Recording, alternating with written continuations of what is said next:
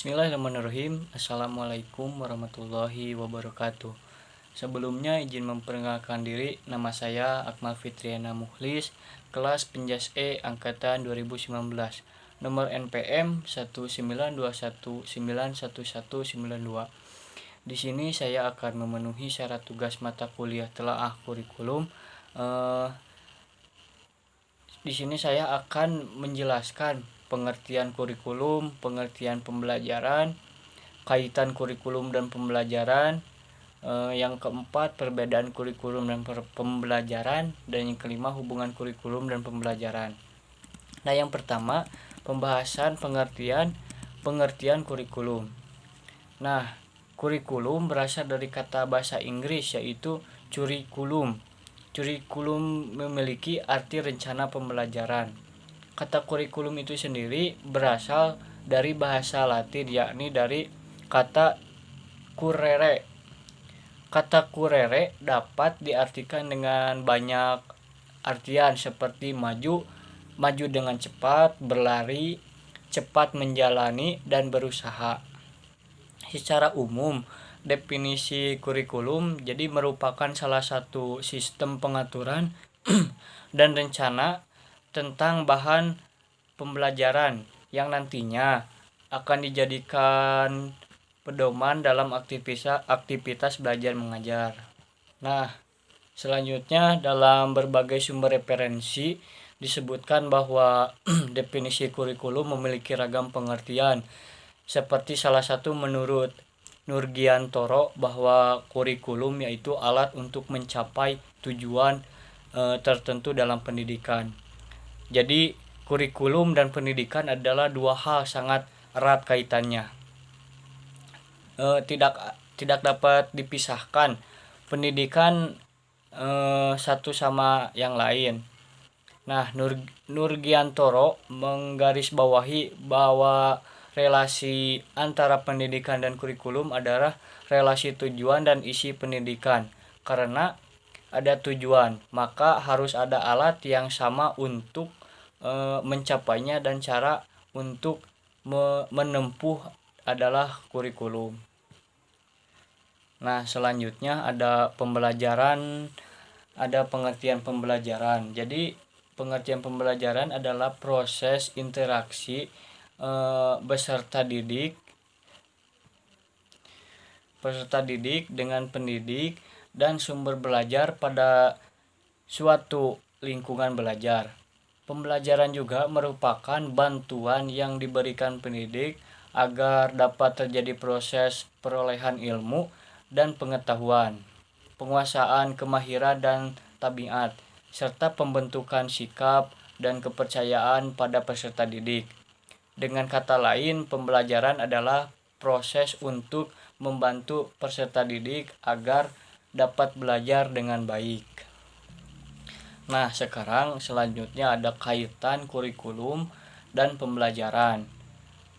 Nah, pada waktu itu ialah jangka waktu pendidikan yang harus ditempuh siswa yang bertujuan untuk memperoleh ijazah. Kurikulum memuat isi dan materi pelajaran. Kurikulum ialah sejumlah mata ajaran yang harus ditempuh dan dipelajari oleh siswa untuk memperoleh sejumlah pengetahuan. Kurikulum sebagai rencana pembelajaran, dan kurikulum adalah suatu program pendidikan yang disediakan untuk pembelajaran siswa. Nah, program itu para siswa melakukan berbagai kegiatan belajar sehingga terjadi perubahan dan perkembangan tingkah laku siswa dengan tujuan pendidikan dan pembelajaran. Maka dari itu, kurikulum dan pembelajaran tidak dapat berdiri sendiri karena saling berhubungan erat dan berpengaruh terhadap pencapaian tujuan pembelajaran. Nah, selanjutnya ada perbedaan kurikulum dan pembelajaran. Dari pengertian kurikulum dan pembelajaran yang sudah dibahas dan dapat disimpulkan bahwa pendidikan adalah sebuah cara atau usaha yang terencana untuk mewujudkan suasana belajar dan proses pembelajaran dengan tujuan untuk mengembangkan potensi-potensi yang ada pada diri manusia. Nah, yang kedua ada kurikulum, adalah seperangkat rencana dan pengaturan mengenai tujuan dan bahan pelajaran serta cara digunakan sebagai penyelenggara pembelajaran untuk mencapai tujuan tertentu. Selanjutnya yang ketiga ada pembelajaran. Pembelajaran adalah suatu proses interaksi antara pendidik dan peserta didik atau proses belajar yang mengajar dengan tujuannya terjadinya perubahan tingkah laku. Nah, selanjutnya hubungan kurikulum dan pembelajaran. Kurikulum dan pembelajaran merupakan dua hal yang tidak dapat terpisahkan. Mengapa? Meski berada posisi yang berbeda, artinya pembelajaran tanpa kurikulum sebagai rencana tidak akan efektif atau bahkan bisa keluar dari tujuan yang telah dirumuskan. Kurikulum tanpa pembelajaran, maka kurikulum tersebut tidak akan berguna. Nah, itulah pengertian kurikulum, pengertian pembelajaran. Nah, sekarang menyimpulkan bahwa kurikulum yang real bukan sekedar buku pedoman, melainkan segala sesuatu yang dialami anak dalam kelas. Ruang olahraga, warung sekolah, tempat bermain, karya wisata, dan banyak kegiatan lainnya. Kata mengenai seluruh kehidupan anak sepanjang bersekolah. Mengubah kurikulum dalam arti yang luas ini jauh lebih luas dan dengan demikian lebih pelik sebab menyangkut banyak variabel. Perubahan kurikulum di sini berarti mengubah semua yang terlibat di dalamnya, yaitu guru sendiri, murid, kepala sekolah, pemilik sekolah, juga orang tua dan masyarakat umumnya yang berkepentingan dalam pendidikan sekolah. Dalam hal ini juga dikatakan bahwa perubahan kurikulum adalah perubahan sosial atau kurikulum change is social change.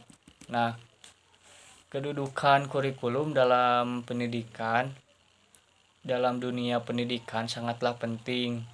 Mengapa? Karena kurikulum merupakan pedoman berjalannya suatu proses belajar. Jika dalam menjalankan sebuah pendidikan tanpa memiliki pedoman, maka arah yang kita tuju tidaklah jelas dalam menyampaikan informasi, dan jika tidak ada kurikulum pendidikan juga tidak memiliki tujuan yang jelas.